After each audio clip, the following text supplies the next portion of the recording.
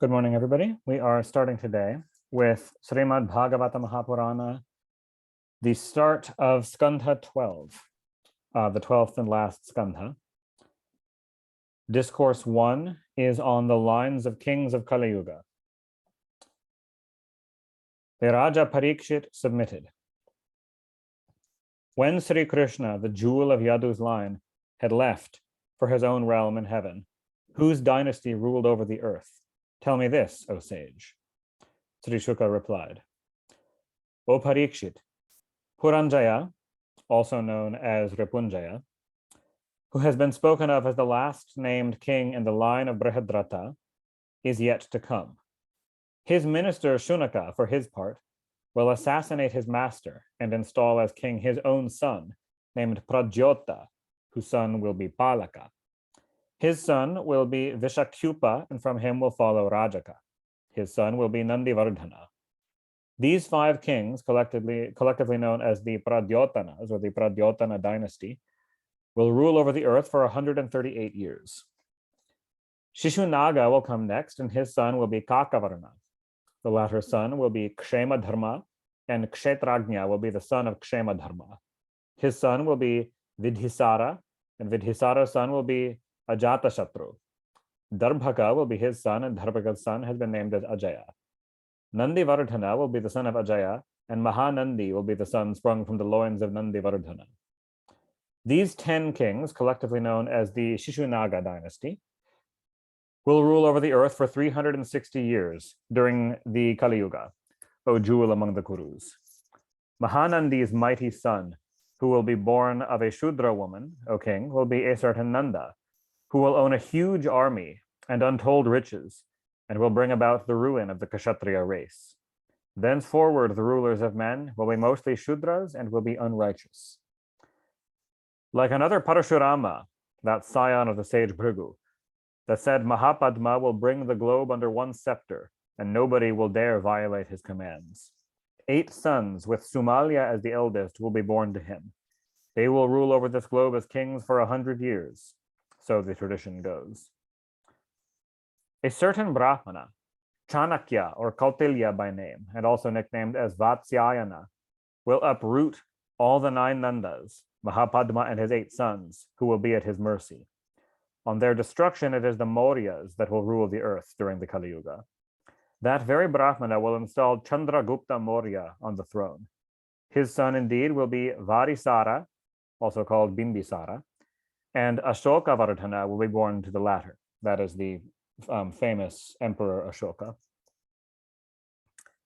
His son will be Suyasha, and Suyasha's son will be Sangata. Sali Shuka will be born to him, and his son will be Soma Sharma. Shatadhanva will be born to Soma Sharma, and to him Brihadrata. Indeed, these 10 Mauryan kings will hold sway over the earth for 137 years in the Kali Yuga, O jewel of Kuru's line. Assassinating King Brihadrata, the Maurya, his own general, Pushyamitra, bearing the surname of Shunga, will assume the reins of government himself. Agnimitra will be born to Pushyamitra, and to him again will be born Sujeshta. His son will be Vasumitra, and Vasumitra's Bhadraka, to whom will be born Pulinda. Ghosha will be born as a son to Pulinda, and from Ghosha will follow Vajramitra. To him will be born Bhagavata, and to Bhagavata a son known by the name of Devabhuti. These 10 Shunga kings will rule the earth for more than a century. Then this earth will pass on to the Kanva kings, though they will be possessed of poor merit, O protector of men. Having assassinated the lewd Devabhuti of the Shunga clan, his very clever minister, Vasudeva of the Kanva dynasty, will, as a matter of fact, assume the reins of government himself. Again, Bhumitra will be his son, and Bhumitra's son will be Narayana. Narayana's son will be widely known by the name of Susharma.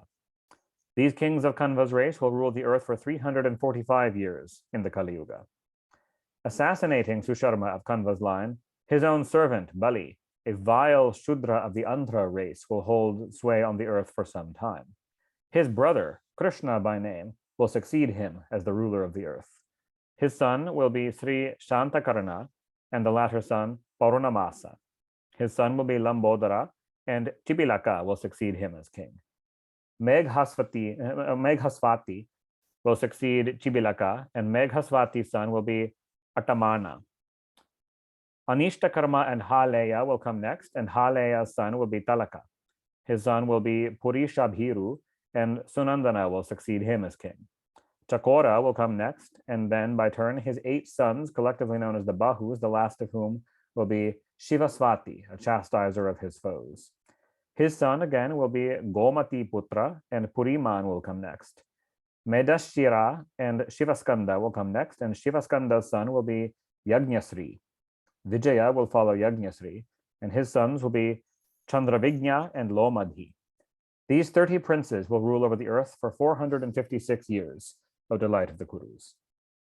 7 Abhira princes, having their capital at Avabhriti, 10 Gardhabhis, and 16 of the Kanka dynasty, most rapacious, will hold sway one after another as kings. Then will follow 8 Yavanas, 14 Turushkaras, again 10 Gurundas, and then Monas numbering 11 only. These 32 kings, excluding the Monas, will rule over the earth for 1,099 years, while the 11 Monas will hold sway over the earth for another 300 years. O dear Parikshit. When they cease to be, Bhutananda and his son Vangiri, the latter's younger brother Shishunandi, his son Yashonandi, and his grandson Praviraka. All these will actually reign at their capital Kilikila for 106 years only. They will leave 13 sons, collectively known as the Bahlikas. Again, there will be Pushpamitra, a Kshatriya, and even so, his son Durmitra. These will hold sway over different territories at one and the same time. 7 of them will be kings of Andhra and 7 of Kosala. The rulers of Vidura and Nishadha indeed will also come out of these Bahlikas. Among the rulers of Magadha, there will be one Vishvaspurji, also known as Puranjaya II, who will convert the higher castes into Pulindas, Yadus, and Madrakas, tribes that will be no better than Mlechas. Being evil-minded and powerful, he will exterminate the Kshatriya race and settle in the city of Padmavati, his capital, a population consisting mostly of Avarnika people, ruling over the well-guarded tract of land extending along the banks of the Ganga from Haridvara up to Prayaga. As Kali Yuga advances, the Brahmanas of Saurashtra, Avanti, the Abhira territory, and the principalities of Shura, Arbuda, and Malava will become Vratyas, or fallen men, because of their giving up the sanskaras, or purificatory rites, and abandoning the ceremony of investiture with the sacred thread. And the rulers will be mostly of the Shudra Varna. Shudras, fallen Brahmanas, and members of other higher Varnas who have given up the Vedic courses of conduct, and Mlechas, will rule over the banks of the Sindhu and Chandrabhaga rivers, the city of Konti and the territory of Kashmira. These kings, O Parikshit, who will all be contemporaries of one another, will be no better than Mlechas in their course of conduct, and will be given over to unrighteousness and mendacity, illiberal and furious. They will kill women, children, cows, and Brahmins, covet others' wives and wealth, experience vicissitudes of fortune in quick succession, and will be poor of strength and courage, and short-lived. They will cease to perform purificatory rites, will be devoid of righteous actions, and dominated by Rajas and Tamas, and being Mlechas in the garb of Kshatriyas, will, as it were, suck the blood of their own people. The people ruled over by them, too, will acquire their habits, ways of life, and mode of speech, and oppressed by one another as well as by their rulers, will go to ruin. Thus ends the first discourse in Book 12 of the great and glorious Bhagavata Purana, otherwise known as the Paramahansa Samhita. Discourse 2 continuing with the evils of Kali Yuga. Sri Shuka began again. Thenceforward, day after day, by force of all-powerful time, O Raja, righteousness, veracity, purity of mind and body, forgiveness, compassion, length of life, bodily strength, and keenness of memory will decline. In the Kali Yuga, wealth alone will be the criterion of pedigree, morality, and merit. Might will be the only factor determining righteousness and fairness. Personal liking will be the deciding factor in making the choice of a partner in life, rather than, as in shallow attraction, rather than deeply shared dharma. And trickery alone will be the motive force in business dealings. Capability of affording sexual delight will be the only criterion of masculine or feminine excellence, and the sacred thread will be the only mark of Brahmanhood, rather than sincere spiritual practice. External marks will be the only means of knowing the ashrama or stage in life of an individual, since they will only go through the motions and not really live the varnashrama dharma, and the only guide in determining the mode of greeting which people should adopt when meeting one another. Justice will have every chance of being vitiated because of one's inability to gratify those administering it. And in other words, that courts will be corrupt. And voluble speech will be the only criterion of scholarship. Want of riches will be the sole test of impiety, and hypocrisy will be the only touchstone of goodness.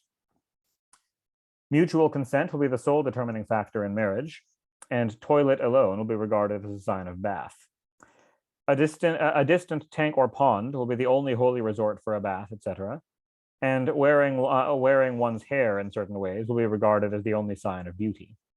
Filling one's belly will be the only end of human pursuits, and audacity of speech will be the only criterion of veracity. Skill will consist in supporting one's family. Virtuous deeds will be performed only with the object of gaining fame. And when in this way the terrestrial globe will be overrun by wicked people, the person who would prove to be the most powerful among the Brahmanas, Kshatriyas, Vaishyas, and Shudras will become the ruler, rather than the person who would be the best ruler. Robbed of their wealth and women by greedy and merciless Kshatriyas behaving like robbers, people will resort to mountains and forests and subsist on leaves, roots, meat, honey, fruits, flowers, and seeds. Oppressed by famine and heavy taxation, people will perish through drought, cold, storms, scorching sunshine, heavy rains, snowfall, and mutual conflict. In the Kali Yuga, men will be tormented by hunger and thirst, ailments and worry, and their maximum age will be only 20 to 30 years in the extremity of Kali Yuga. When through the evil effect of Kali, the bodies of men get reduced in size and emaciated, the righteous course chalked out by the Vedas for men following the system of varnas and ashramas gets lost. When dharma is replaced by heresy to a large extent, and rulers mostly turn out to be thieves. When men take to various pursuits like theft, mendacity, wanton destruction of life, and so on. When members of the three varnas are mostly converted into shudras, and cows are reduced to the size of she-goats and begin to yield as much milk as goats. When people belonging to the four ashramas mostly become householders, and the connotation of relationship will extend only to the relatives of one's wife, and all broader family ties will break down. Annual plants get stunted in growth, and trees are mostly reduced to the size of a shami, a small tree only. Clouds will mostly end in flashes of lightning rather than pouring rain, and dwellings will mostly look desolate for want of hospitality to strangers. In this way, when the Kali Yuga, whose career is so severe to the people, is well nigh past, the Lord will appear in his divine form consisting of sattva for the protection of virtue. Lord Vishnu, adored of the whole animate and inanimate creation, and the soul of the universe, appears in this world of matter for protecting the virtue of the righteous and wiping out the entire stock of their karma, and thereby liberating them. The Lord will appear under the name of Kalki in the house of the high-souled Vishnu Yasha, the foremost Brahmana of the village of Shambhala, riding a fleet horse named Devadatta, because it will be presented to him by the gods, since Devadatta literally means gift of the Devas, and capable of subduing the wicked, the Lord of the universe, wielding the well-known Ashtasiddhis, and possessed of endless virtues and matchless splendor, will traverse the globe on that swift horse and exterminate with his sword in tens of millions robbers wearing the insignia of royalty. Now, when all the robbers are thus exterminated, the minds of the people of the cities and the countryside will become pure indeed because of their enjoying the breezes, wafting the most sacred fragrance of pigments on the person of Lord Vasudeva. With Lord Vasudeva, the embodiment of strength in their heart, their progeny will grow exceedingly strong as before. When Lord Sri Hari, the protector of Dharma, appears as Kalki, Satya Yuga will prevail once more at that time, and the progeny of the people will be of a sattvika disposition. When the moon, the sun, and Brahaspati rise together in one zodiacal house and the Pushya constellation is in the ascendant, then it will be Satya Yuga. Those kings of the solar and lunar dynasties who are no more, who are present and who are yet to come, have been briefly mentioned to you. The period commencing from your birth and ending with the coronation of Nanda will come to 1,115 years. When constellations comprising the Great Bear rise in the heavens, 2 of them become visible first. Midway between, in the northwestern line, appears at night one of the constellations from among Ashvini and the others. The stars of the Great Bear remain united with that constellation for 100 human years. The said stars now appear near the constellation known by the name of Magha during your regime.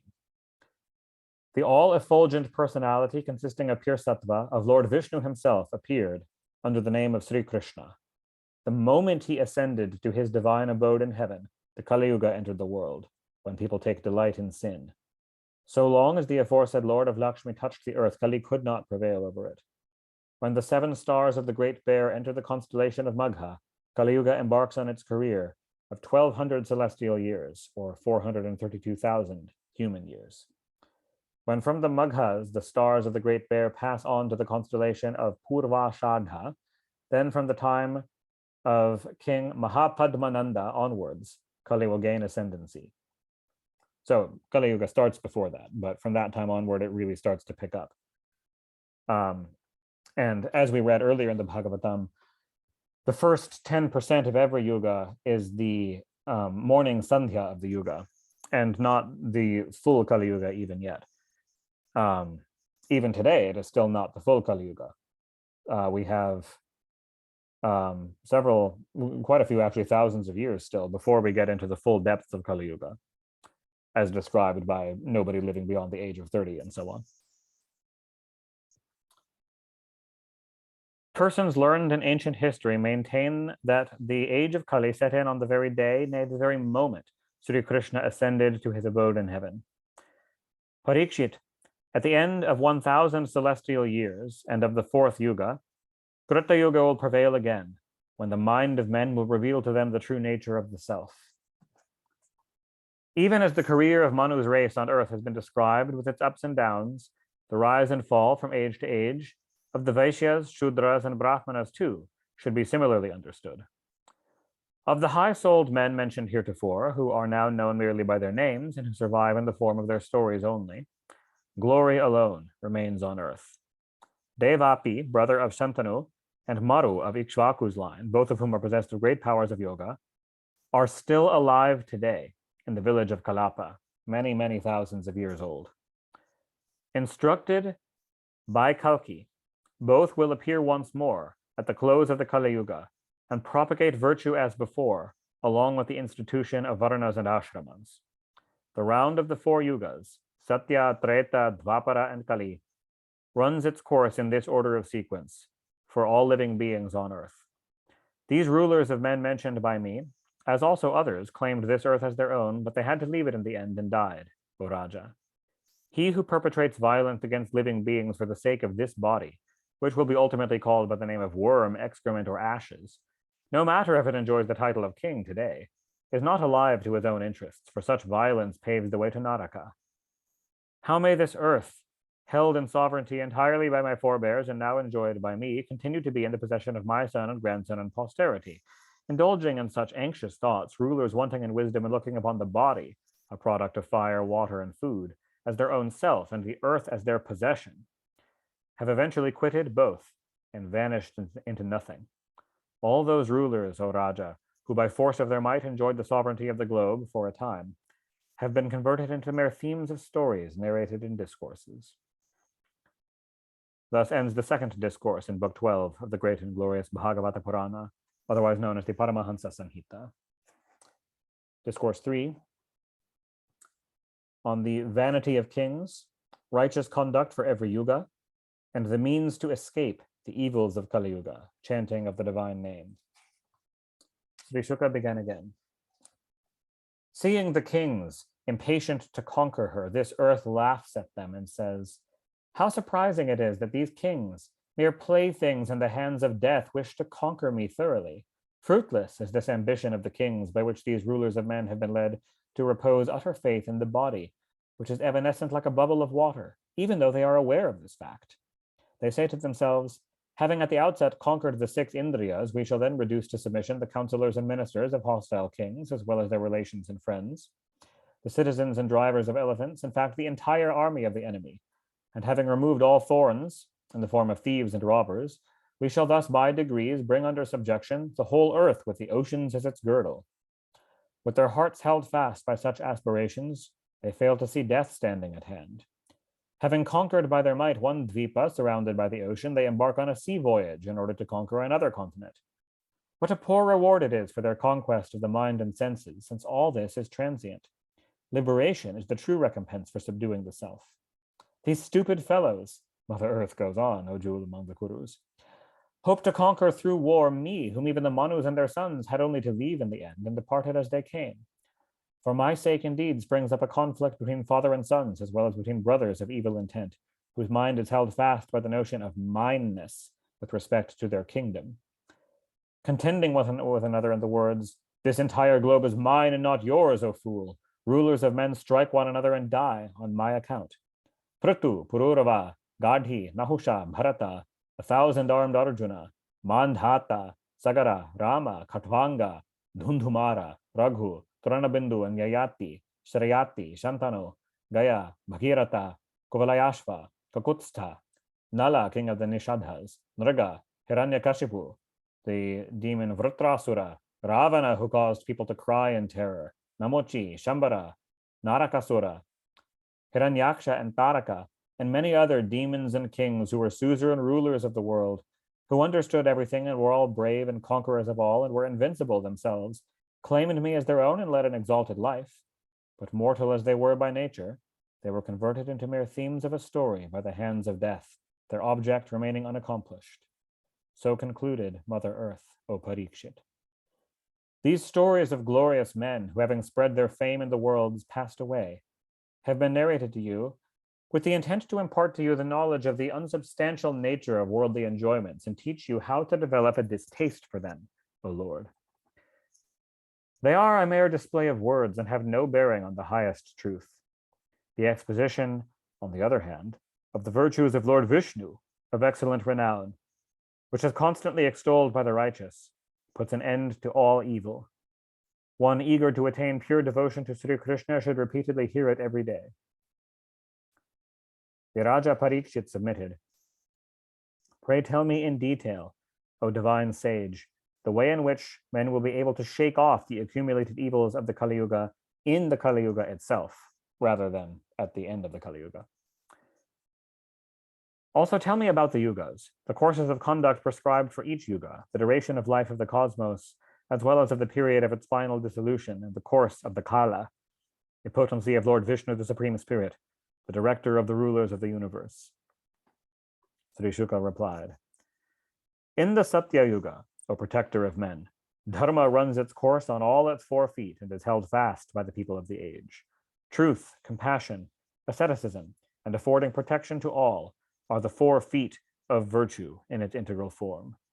People of that yuga are mostly contented, compassionate, friendly to all living beings, tranquil and forbearing.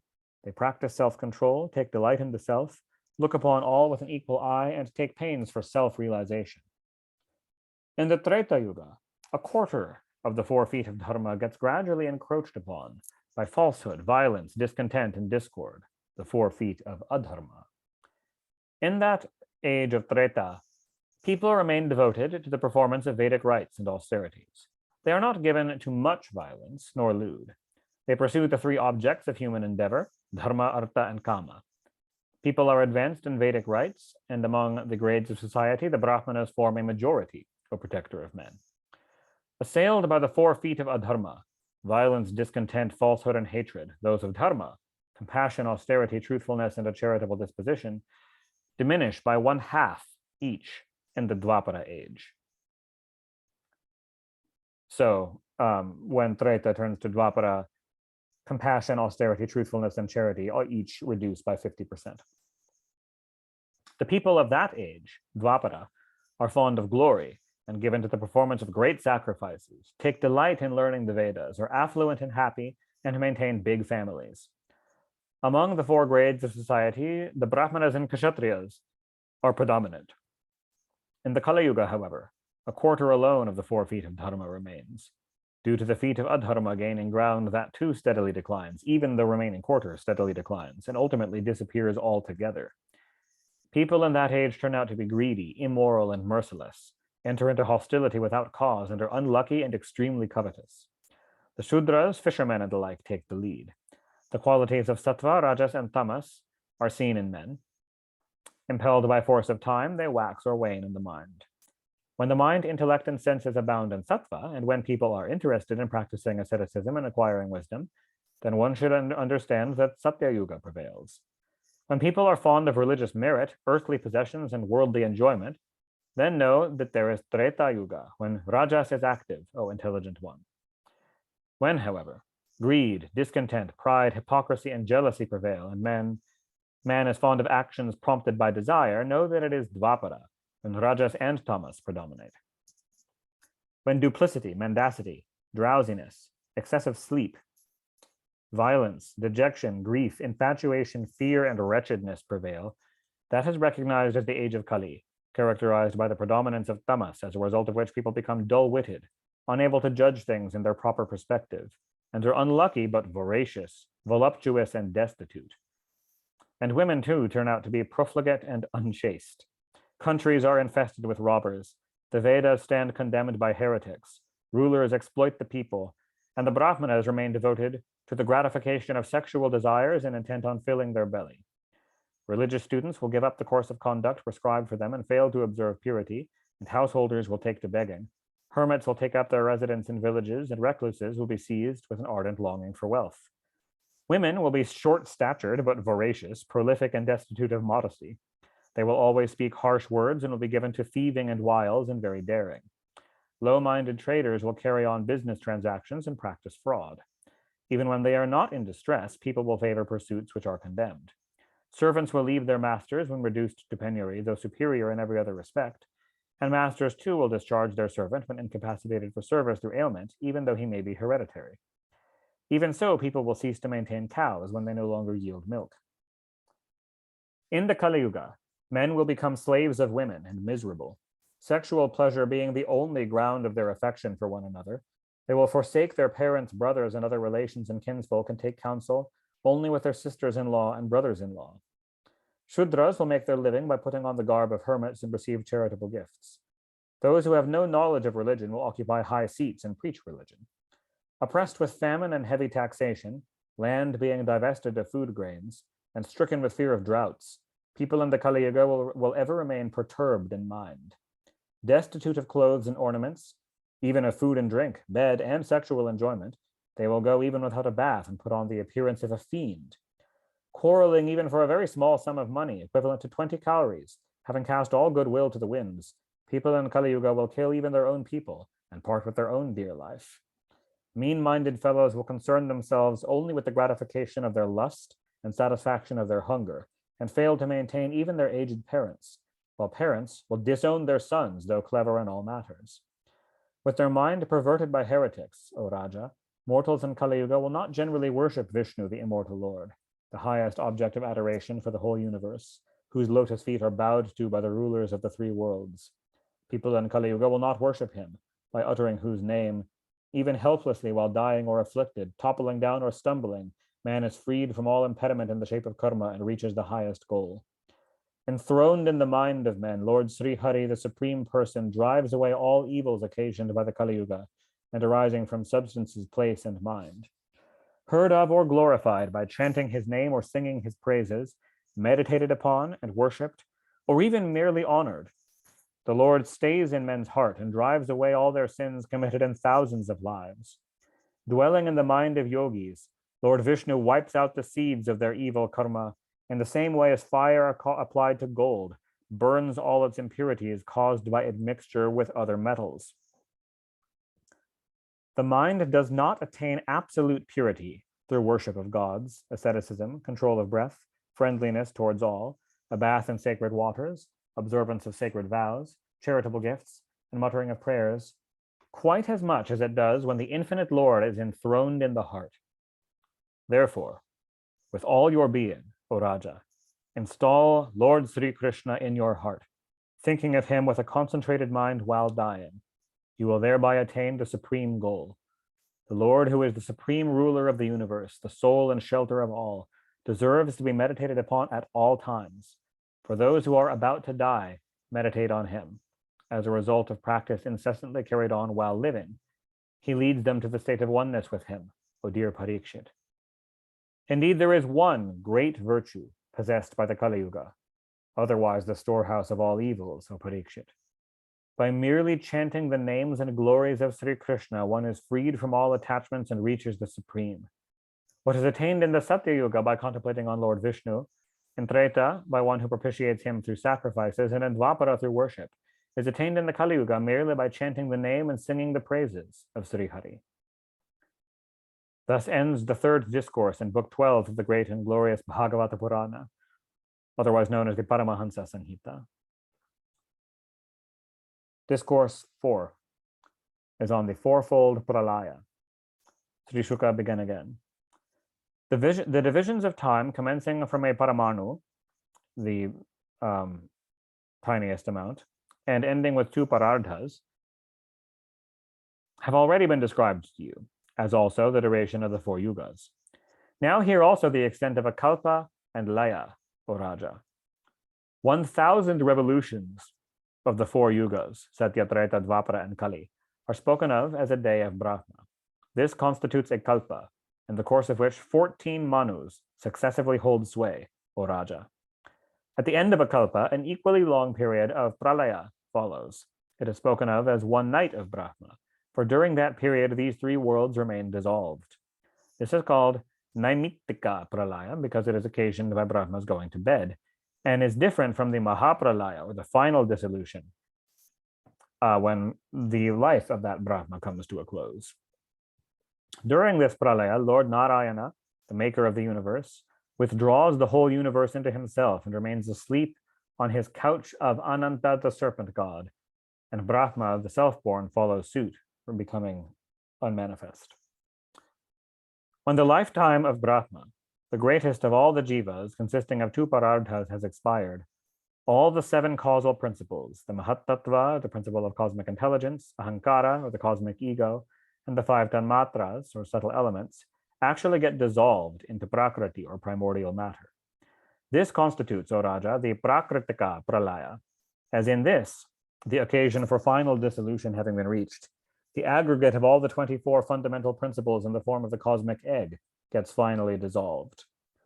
For 100 years, O Raja, the god of rain does not send down any shower on earth, leading up to the pralaya. Then, tormented by hunger, the earth being divested of food grains, people actually begin to eat one another, and persecuted by time, gradually perish. Rendered much brighter by the period of Mahapralaya, the sun sucks up by its fearful rays all the water in the seas, on the earth, and in the human bodies, and does not release it. Sprung from the mouth of Lord Sankarsana, the serpent god, and rising in flames by the force of the wind, the fire characteristic of the period of Pralaya then burns the subterranean regions. Already desolate, their inhabitants having been burnt long before due to their moisture having been sucked up by the rays of the sun. Being burnt above and below, as well as on all sides, by the rays of the sun and the flames of fire, the cosmic egg now looks like a burnt ball of cow dung. Then a strong and violent wind, characteristic of the period of final pralaya, blows for a little more than 100 years, so that the sky gets enveloped in dust and assumes a smoky appearance.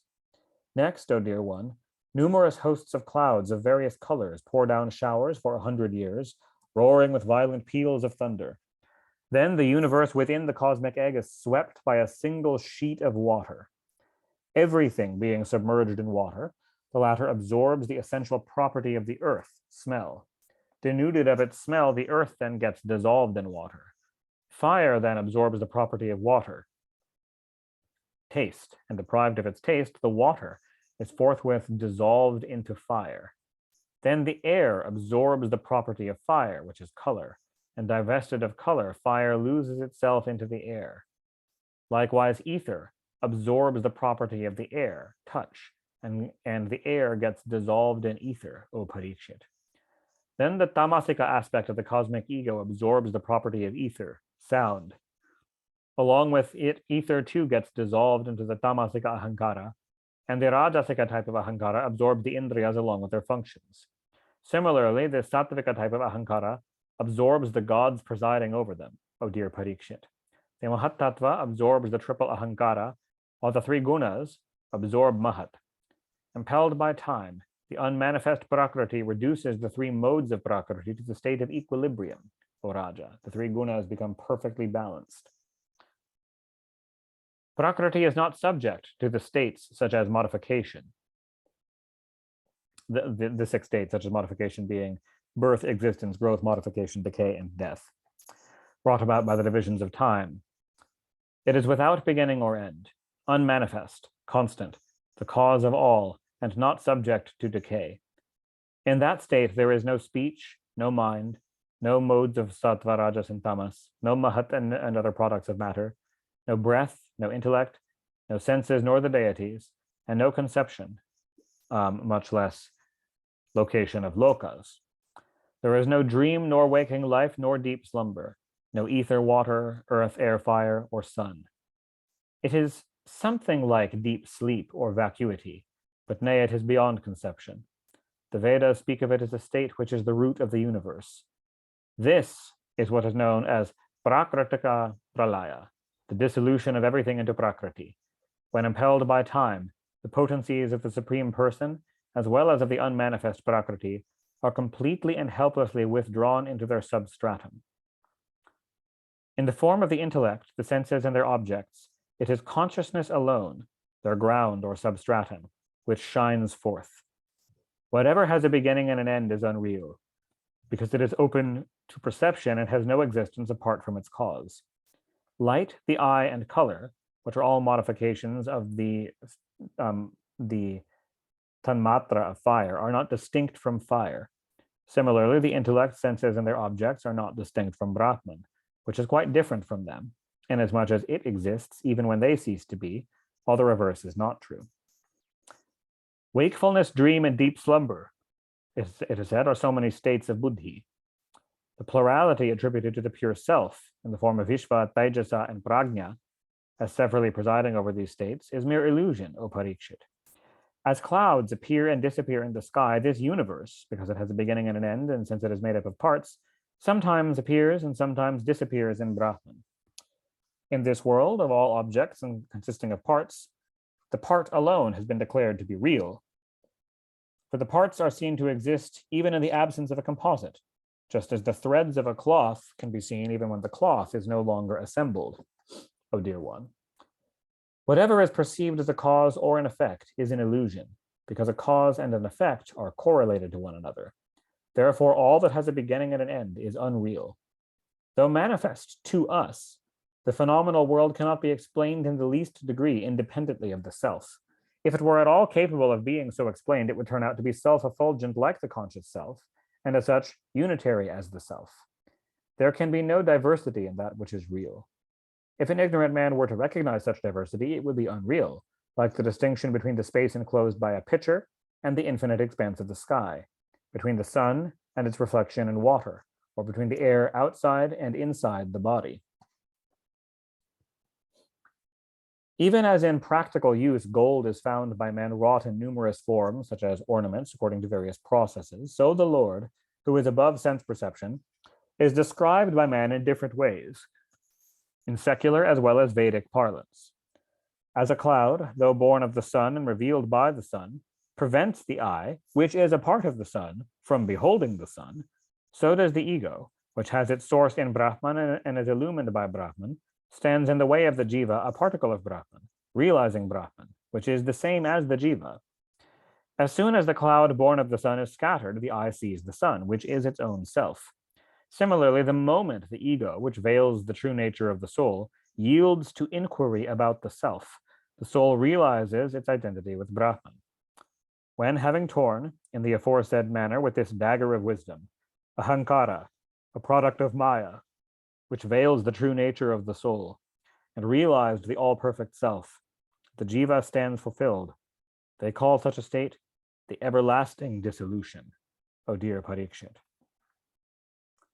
Some men, knowing the subtle state of things, or tormentor of foes, Declare the creation and dissolution of all created beings from Brahma downward is going on all the time, every moment.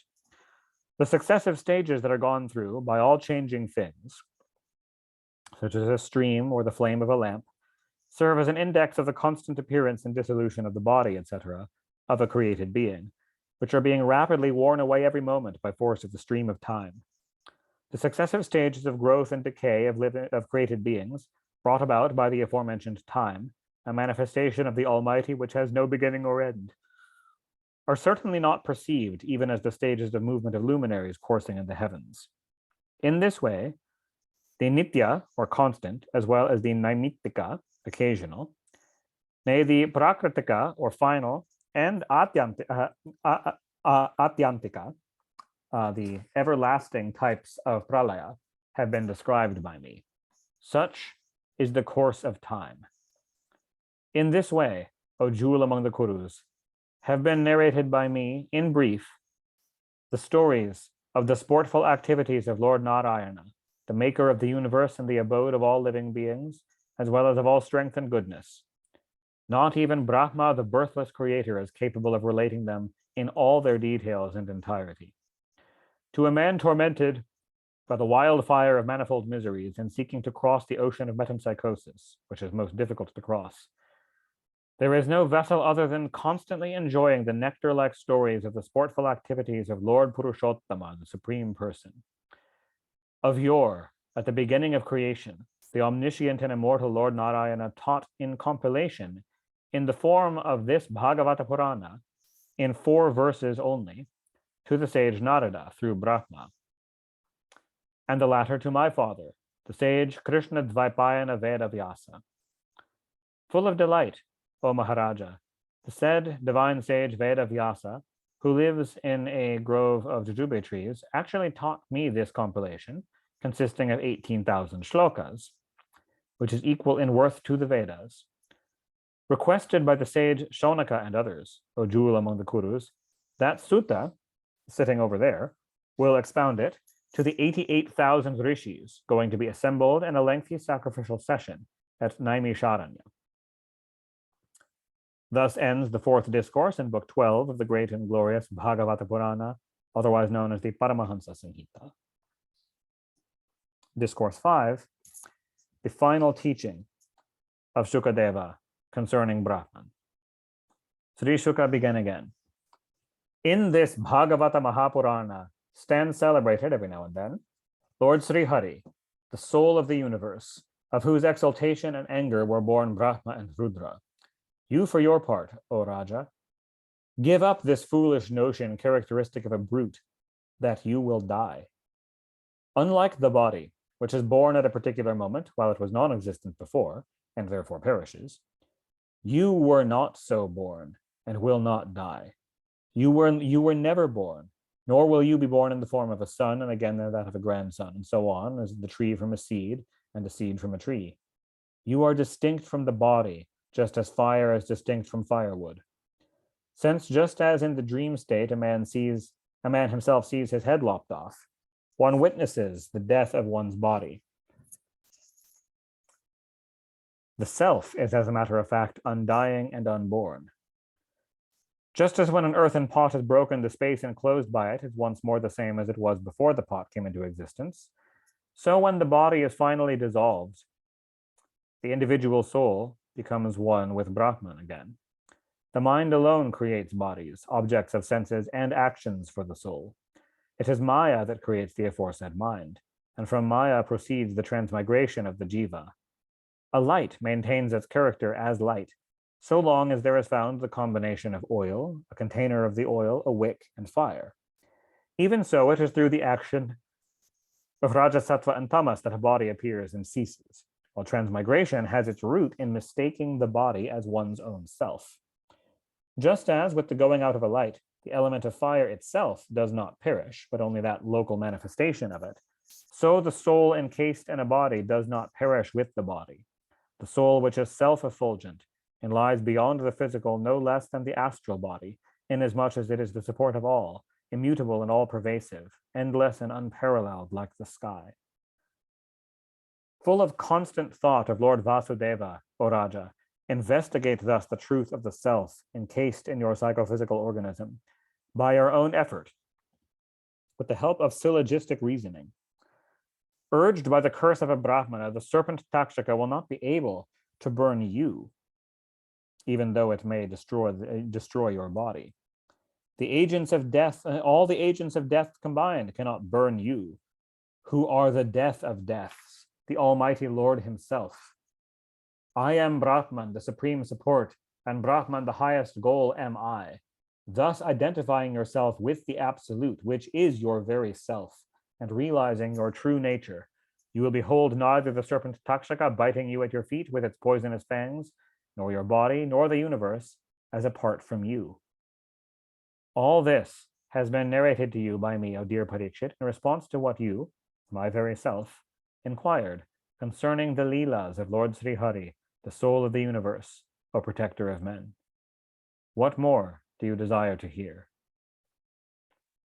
Thus ends the fifth discourse in Book 12 of the great and glorious Bhagavata Purana, otherwise known as the Paramahansa Samhita. Discourse 6.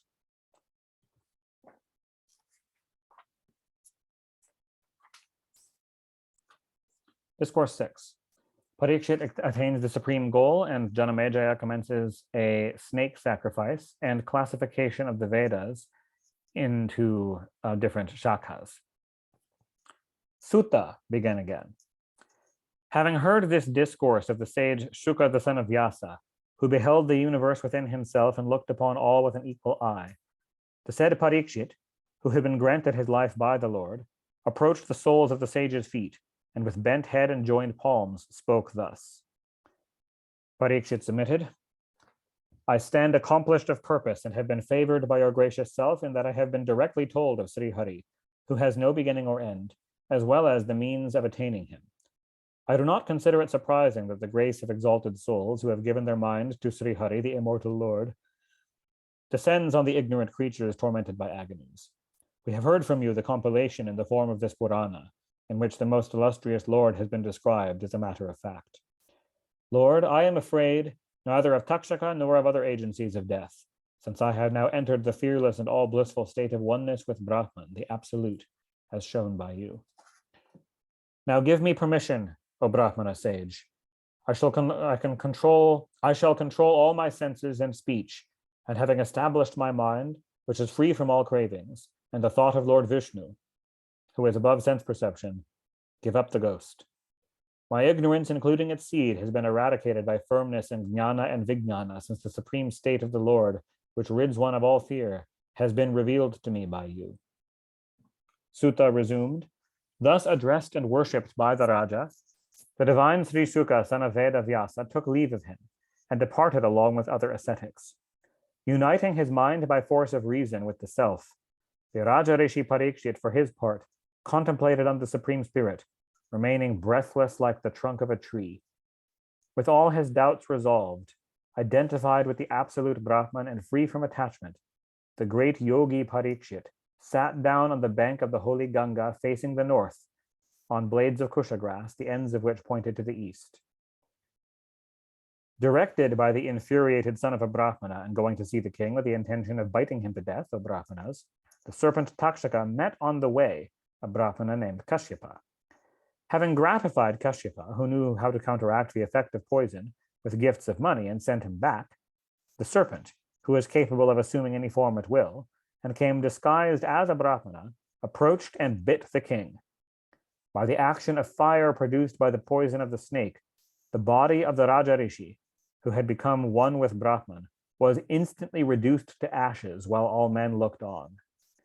There arose a terrible outcry, on earth as well as in the heavens and in all the quarters, while devas and asuras as well as men and all others were really struck with wonder. Celestial kettle drums sounded of their own accord. Gandharvas and apsaras sang praises, while gods sent down showers of flowers, raining shouts of applause.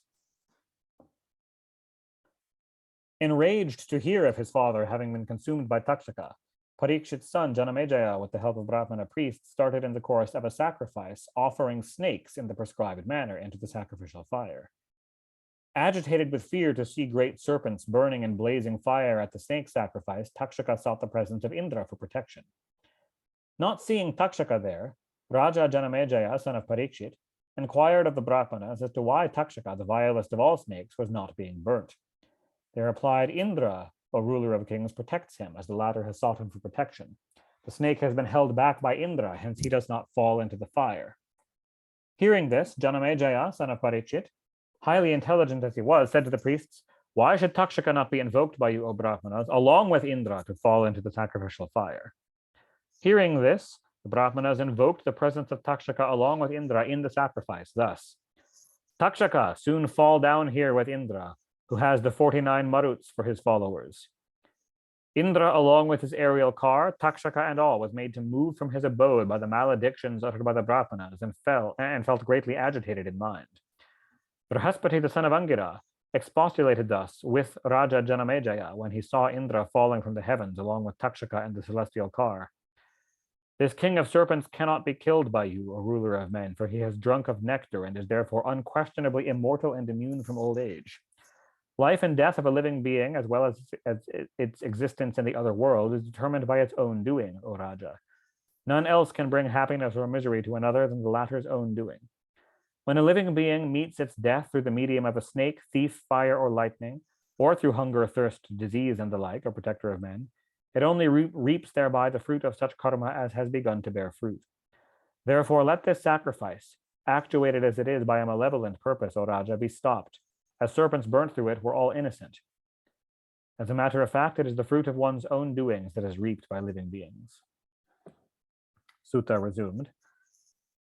Thus advised, Raja Janamejaya said, Amen. Respecting the remonstrance of the great sage, he desisted from the snake sacrifice and duly worshipped Brahaspati. Such is the well-known, though inconceivable, great Maya of Lord Vishnu. Due to this Maya, which cannot be easily set aside, living beings that are his own particles fall foul of their fellow beings under the force of passions such as anger, which are the outcome of the three gunas. Maya, which repeatedly flashes on the mind through the notion he is a wily man, does not boldly reveal itself in God when the nature of the self is being inquired into by the exponents of the self, but is shown to exist somehow, like one in great fear, without discharging its function of enchanting others. In relation to him, there is no room for wordy warfare of various description originating from Maya, nor does the mind with its functions of ideation and doubt operate with regard to him. In relation to him, there does not exist any karma with factors responsible for it, nor the fruit to be attained through both, nor the ego, the adjunct of a jiva, accompanied by the three above named, being karma, the factors responsible for karma, and the fruit of karma. Such is the nature of God, who is neither capable of being opposed by, nor of opposing anyone. Therefore, renouncing the ego, a sage should himself specifically revel in the self. Yogis who have given up identification with the body and the feeling of mindness with regard to those connected with it, and are exclusively devoted to God, and who are keen to reject everything other than God as not that, declare the aforesaid to be the supreme essence of the all-pervading Lord.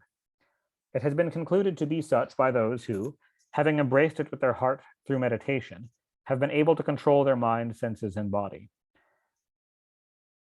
They are able to attain the supreme state of Lord Vishnu, who are free from the evil notion of I and mine with regard to their body and home. One should put up with abusive words and show disrespect to none, nor should one enter into hostility with anyone for the sake of this perishable body. Salutation to the illustrious Lord Sri Krishna of infinite intelligence, through meditation on whose lotus feet I learnt this compilation of Shrimad Bhagavata.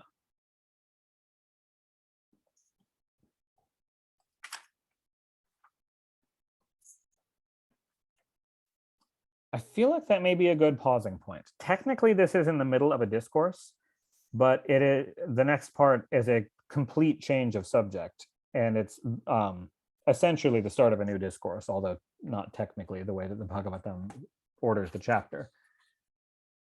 But that concludes the entire narration from Sukadeva to Parikshit. And there's a little bit more taught by Sutta at Naimisharanya on other subjects, mainly on the Vedas. which I think we can get into next time.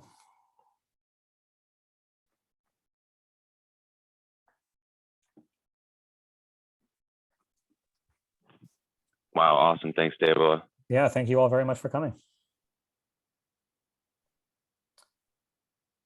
Could I ask a question? Yeah, go ahead. We live in such a dark time now, 5,300 years later, or whatever it is, of Kali Yuga. First of all, what's the difference between Kali Yuga and Kali Devi? What's in pronunciation? Short vowels versus long vowels. They have nothing in common at all. They only sound similar in English. So Kali versus Kali. If you're writing it in Devanagari or any other Indian alphabet, you would never confuse the two. They only sound similar if written in English. And which one is short and which one is long? Kali as in Kali Yuga is short. Kali as in Kali Ma, the Devi, is long. But it's the same spelling, is it not? Like there's no accent difference or anything, is it? Is there?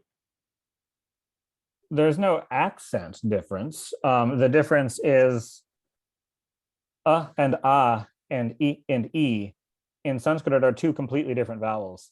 So if you transliterate it in English without diacritic marks, it will look the same. But that's an artifact of the English alphabet, not having as many different vowels as Sanskrit.